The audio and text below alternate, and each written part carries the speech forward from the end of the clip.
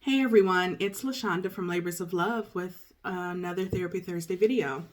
So in full transparency, I started recording this thinking I was going to talk about one thing, and I started just talking about something else, and I'm re-recording because I wanted it to be a little more succinct. But yeah, I'm tired. I'm tired of seeing news stories of racism, police brutality, people dying. So many thoughts are going through my mind. My body is all over the place with the sensations, but just a few thoughts to give. White people, are you tired yet? It's a question I want you to think about. Are you tired yet?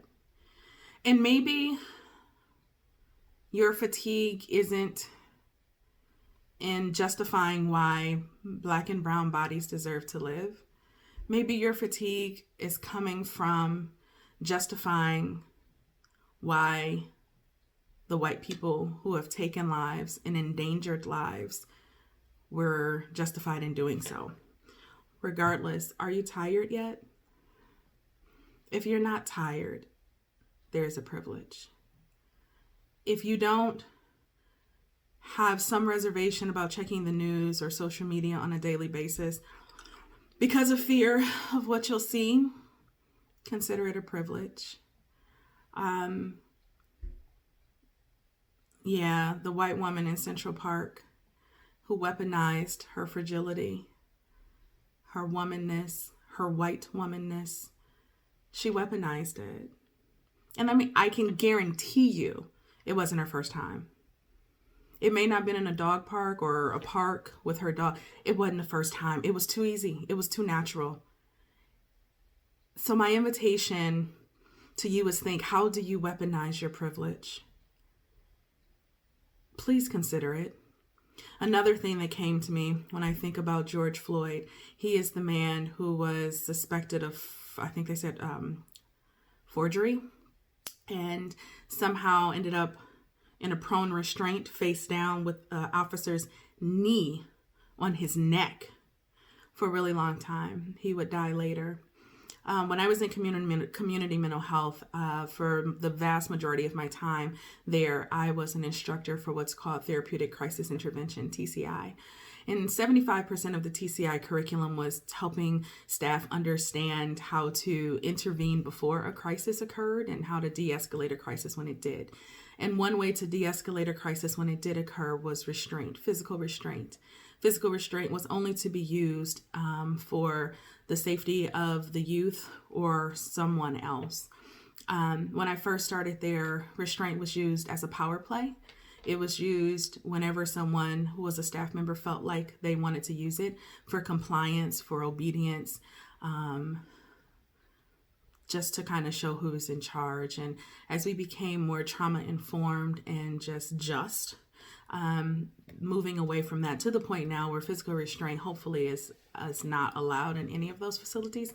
My point being, as an instructor, I had to teach people several things. One, I had to teach them how to effectively take down a child in a crisis situation and how to restrain them for their safety while avoiding their joints and their limbs, and how to do it safely, how to make sure that they were not leaning on their back. Prone restraints were outlawed in Ohio many, many years ago because a young person died in a residential facility somewhere in Ohio. Part of my training was also helping people understand asphyxia and how doing a restraint incorrectly could lead to one of the clients being asphyxiated, and that means their airways were clogged and they wouldn't be able to breathe. Part of that was helping people understand what increased risk of asphyxia, things like heart issues, obesity, prolonged activity, being under the influence. So I'm a trainer. I was in my 20s. I'm training at a local community mental health organization, and I know what leads to asphyxia. I know the things you can't do, and I was responsible for training people that, yet there are police officers who, don't tell me they didn't know, they knew what could lead to asphyxia. So the fact first that the man was under the influence, they knew that would increase his risk of asphyxia. But a knee on the neck, like, there's no justification. None. None. None. None. So I'm tired. Frankly, I'm really, really, really tired. I'm tired of explaining. I'm tired of justifying why. I'm tired of having calm, collected conversations with white people who don't want to acknowledge their privilege. I'm not even talking about giving up privilege at this point. I'm not talking about giving it up. I'm just talking about acknowledging it, validating the experience of Black and brown people, non-white people in this country. It's sickening. Like, my stomach hurts. I have a training that I have to conduct in a few minutes. I have to keep going. I have to keep helping people understand trauma, yet I'm being re-traumatized every time I scroll on social media. So, it was just an honest Therapy Thursday today. Just to say, hey, this is what's happening with me. Why do I share? Because I know I'm not alone. And sometimes it's just helpful to see someone with a platform being honest.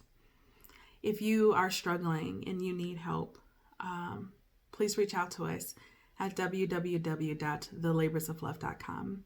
We're on all the major social media outlets. Connect with us there. We have a YouTube channel where you can subscribe and see our Therapy Thursday videos.